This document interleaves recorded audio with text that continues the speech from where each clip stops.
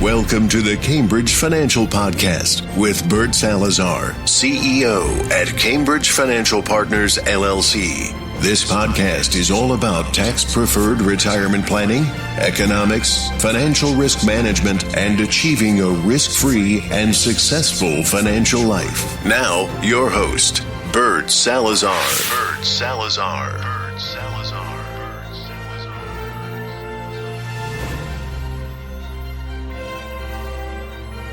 Hey, good day, everyone. Welcome to the Bert Salazar Show. This is episode 151. And as always, I'm very happy to be here with each and every one of you, as I am every single week. So as you know, we've been doing this now for over 3 years, and I keep getting a lot of feedback, which is excellent, by the way. So keep them coming. I appreciate that. And if you can share the podcasts whenever you listen to them, obviously that would be very helpful for the online community and so forth. But I keep getting questions regarding life insurance, and it's been a while since I've done any discussions on life insurance. And, you know, we've been talking about the 401k time bomb the last few weeks, and then the last couple of weeks we've been having discussions regarding cryptocurrencies and how they work, and you know, the good, the bad, and the ugly along those lines. But I want to shift gears today a little bit. And as always, I am the host for this podcast every single week. So I want to shift gears today and talk a little bit about life insurance. And talk about life insurance not only from a needs perspective, but also from what it does for you and your family through a macro economic view. You know, most of the financial decisions that we all make in our lives are pretty much based on micro perspective. So, you know, we buy life insurance to protect a life. We may put money into a 401k for retirement purposes. We may buy a disability policy because we're concerned with, you know, having a disability during our working years and so forth. But the challenge is that each and every one of these decisions are pretty much made in a vacuum.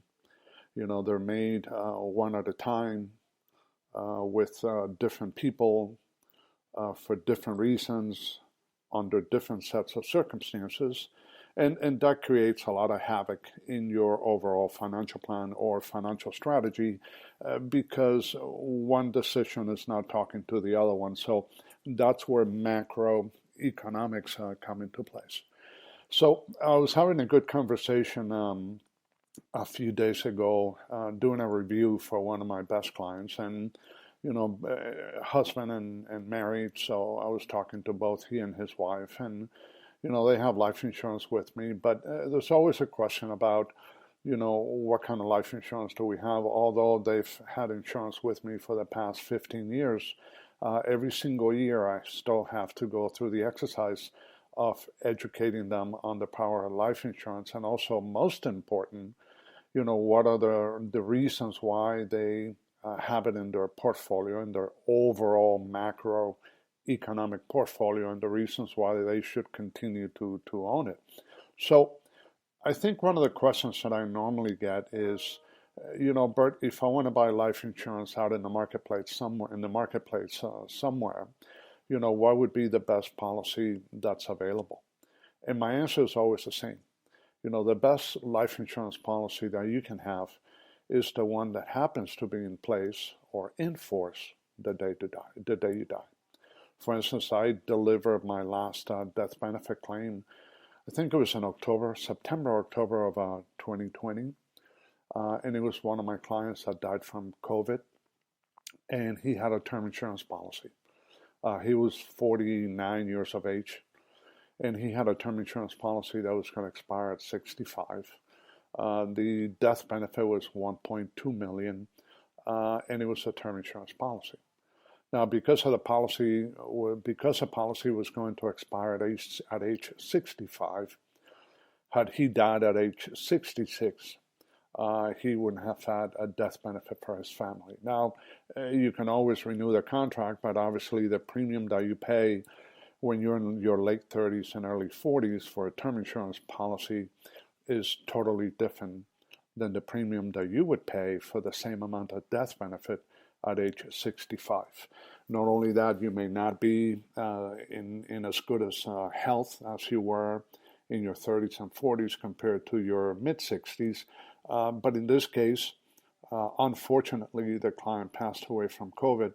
He had some complications with diabetes and so forth, but at the end of the day, $1.2 million went to his family, totally tax-free. And it was a term insurance policy. Now, I had another client that died in 2019, and he was 83 years of age. And he had a whole life policy because by that point, term insurance would have been so expensive that it would have not made any sense for him to have owned term insurance because the premium would have gone through the roof. In this case, this client was one of my first clients, so he had a life insurance with me, a whole life policy. He had it just shy of 30 years. So obviously, he still had a lot of cash value. The death benefit continued to go up, and the death benefit for that client was $888,000 that went tax-free to his family. So at the end of the day, the best policy that you can own is the policy that happens to be in place the day you die. Now, once you kind of figure that out, then another question that you should be asking yourself is, look, if I need to buy life insurance, number one, how much do I need?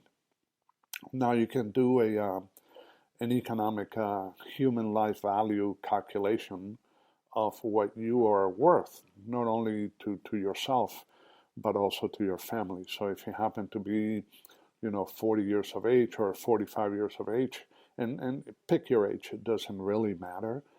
But if you happen to be 40 or 45 years of age and let's say you're a professional, you make $100,000 a year, you're forecasting that your income is going to increase by 3 to 5% per year, and you're going to work another 20 to 25 years, then you can do the quick math. And obviously you're going to factor, a 3% increase in your income over a 20 to 25 year period.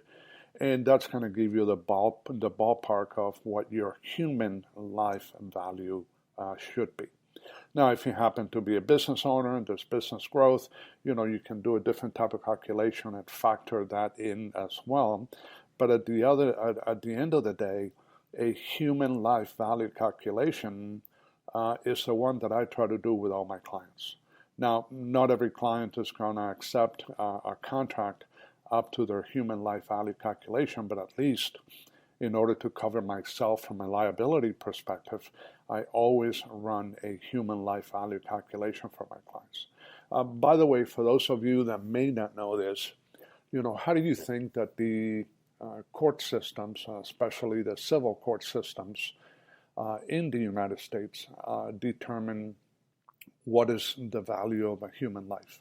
So let me give you an example. Let's say you have an airplane with 150 passengers and there's a crash and all the passengers die. How do you measure the economic value and/or the human life value of, let's say, passenger A sitting on first class in 1A versus passenger B sitting in business class in 3A, or passenger C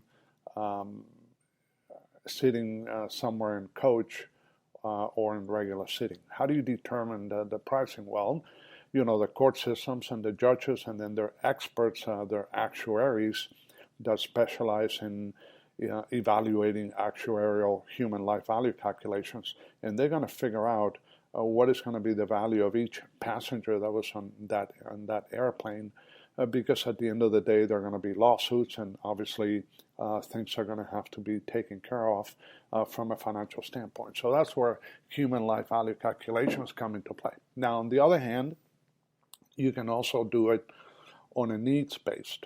Although I'm not in favor of that type of calculation because, if you're 45 years old, how do you know what your your needs based is going to be 15, 20 years from now.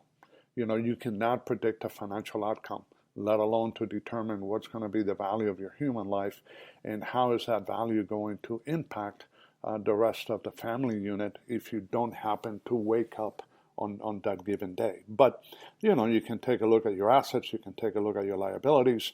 Let's say you want to make sure that when you pass away, you want the mortgage to be paid for, so you can do that. So there are many different ways to determine how do you proceed on figuring out the amount of life insurance that you should own.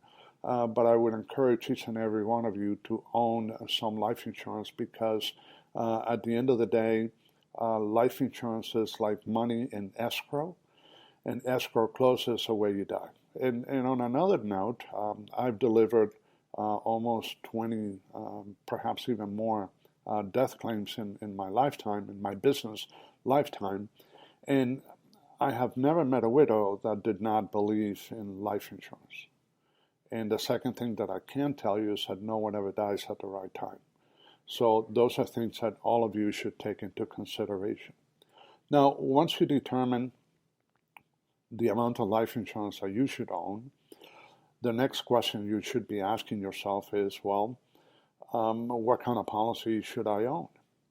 And that's where you need the expertise of someone that specializes in insurance contracts. Now, if your needs or your goals and objectives are short-term on a short-term basis, then perhaps a traditional term life insurance would do. You can buy a 5-year, 10-year, 15 years, 20, 30-year contract determined by the needs that you may have at that point in time. Now, always remember that when you buy term insurance, you don't own the life insurance contract. You're only leasing it. It's just like the difference between buying a car or leasing a car. Because at the end of the lease, you're going to have to either replace your car or you're going to have to replace a life insurance contract. So it's always important to note that when you own term insurance, you're not buying, you're actually leasing. And you're leasing for the period of years that you have decided to purchase a contract for. Now then, you can also get into permanent life insurance contracts. And there are a number of different variations. You have whole life, which is the oldest one. You also have variable universal life, which kind of mirrors the stock market, so you can invest, but there's a lot of volatility. Just like in the stock market, you actually invest in separate accounts inside an insurance contract.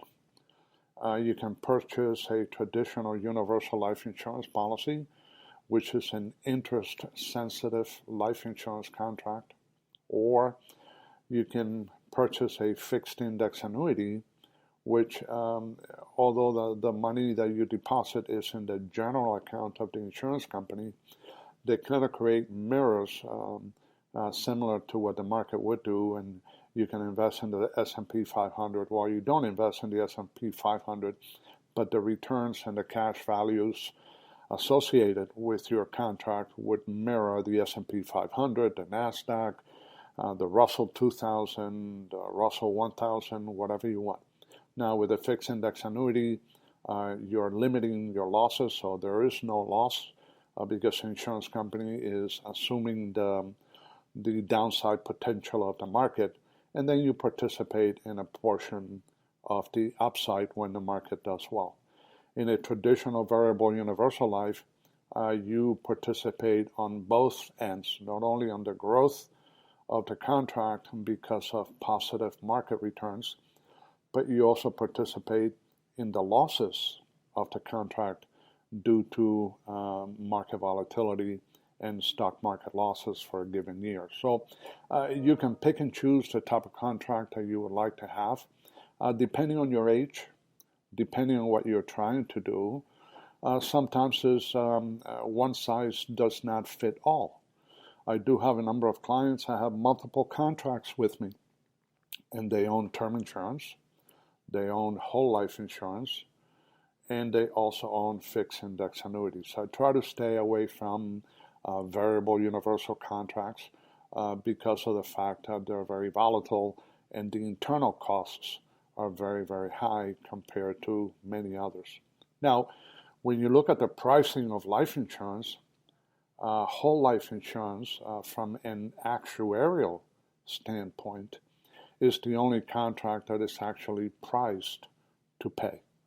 And because you're paying the same premium from the day you purchase a contract to the day you die.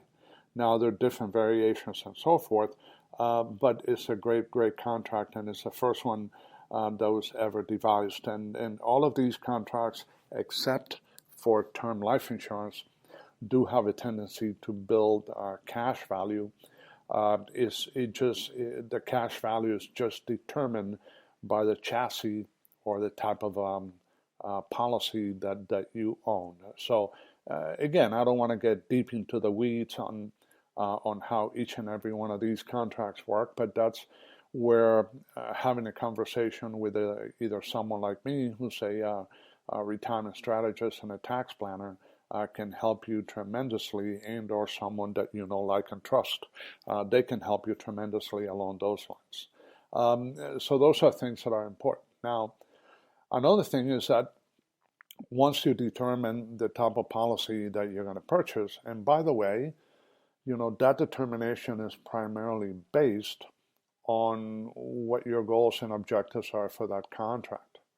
So for instance, I have a number of clients, not because they knew anything about this, but because of the fact that since I'm a macroeconomic financial manager, I educated them on the importance of having a Social Security life insurance contract protection.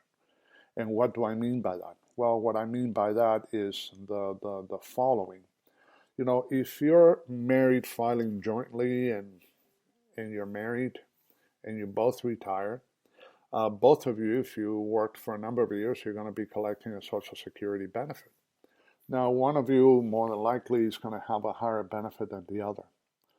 But when one of the parties passes away, the surviving spouse is either going to keep his or her benefit, or he or she is going to assume the decedent's benefit because that benefit was higher than their own. So that's a good thing, and that's the rules of engagement when you enter into a Social Security benefits receiving contract. Now, the problem with that is that you're used to living on two paychecks. And believe me, just because one person passes on does not mean that, well, I have one less person, so I have less worries and or less expenses to deal with, because that's normally not the case. So you want to make certain that upon the first death, that there is a death benefit proceed or a life insurance contract that has been earmarked to replace that Social Security benefit that was lost at the first death. And the reason for doing that is, and then you can do the mathematical formula to determine what kind of contract you need. Usually it's going to be a permanent life insurance policy, because you just don't know when someone is going to die. But that formula, once you get that death benefit after the first death, then you can use it to supplement your retirement, and or you can go to an insurance company and say, look, my husband passed away or my wife passed away. I received $300,000 in death benefit. I'm in very good health. I'd like for you to go ahead and take this money and then give me an annuity payout for the rest of my life, say supplemental Social Security benefit, while I still enjoy my Social Security benefit that I'm using every single month. And that way you continue to receive two paychecks. So that's one way. Now, by the way, there are 30 different uses when it comes to Social Security benefits. I was just giving you the one, or there are 30 different uses for life insurance, but I was just giving you the one for Social Security. Now, you can also buy life insurance to protect the education of your children. You can also buy life insurance to protect your estate. You can also buy life insurance as a supplemental retirement plan. So you may want to use either whole life insurance or variable universal life or universal life or a fixed universal life contract in order to maximize the protection that you offer, or the rate of return that you want as a retirement supplement. And then you can actually take a life insurance contract and recreate it to make it a 401k lookalike. It's not a 401k, so let me just give you that disclaimer, but you can use it as a supplemental retirement plan and have a lot of cash value grow inside of those contracts, and then you can take that money out for retirement purposes on a tax-preferred basis. So that's important to understand. So like I said, there are 30 different uses for life insurance, and each and every one of you should really consider having life insurance, because if you die without it, I always hope that those that die without life insurance should have the ability to come back so they can see the kind of mess that they have created for their families because they died without any life insurance in place. Always remember that from a taxable standpoint, life insurance is federal income tax free. So it's one of the great features and benefits, and the money grows tax deferred, and you can pull it out prior to age 59 and a half without any penalties and or taxes, and you can allow the money and the cash value to grow past the age of 72 because you don't have any required minimum distributions under the IRS code. So that's important to note. On a final note, many of my clients nowadays, even in their mid-50s and their mid-60s, they buy life insurance in order to protect themselves and also to protect their families from the risk of living with a disability like a long-term care illness. The cost of long-term care in the United States is going through the roof. The actual increase in cost is almost 3 times the rate of inflation, is somewhere around 8 to 8.5% per year. And if you have to go into a assisted care facility or an assisted living facility or a nursing home, your family is going to suffer tremendously because the cost to provide those benefits are going to create havoc on their existing assets. And when you have to dip into your assets in order to get more and more money out in order to pay for those liabilities, then you're going to be accelerating the depletion of those assets. And then upon your passing, what do you think is going to be left to your surviving spouse? Probably nothing or very little to speak of.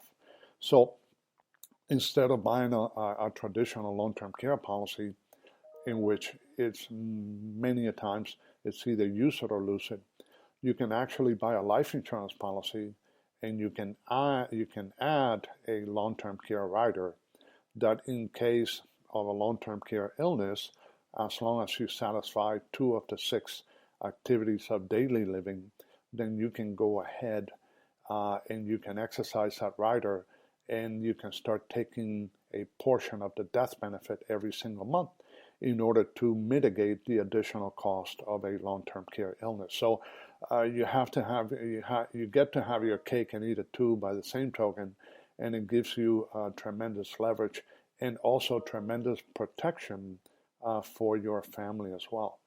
Now, there are a number of companies that are offering long-term care riders and the different types of riders. There are many riders that you can buy inside an insurance contract, including disability premium waiver riders and so forth, but that could be for another day.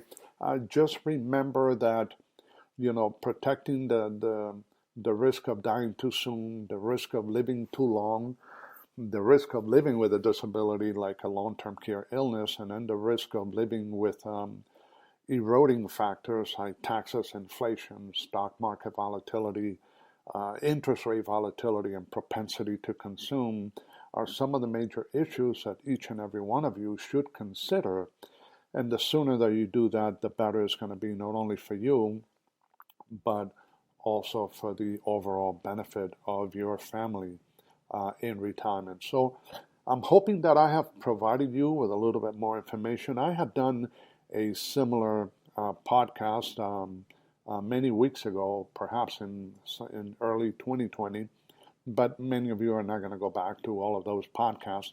So I just wanted to give you an update as to the importance of having life insurance, and probably now more than ever, because of what is happening in the marketplace with taxation and debt and long-term care illnesses and so forth. So for those of you that may want to pick my brain, please feel free to reach out to me. You can call me at area code 786-766-1042.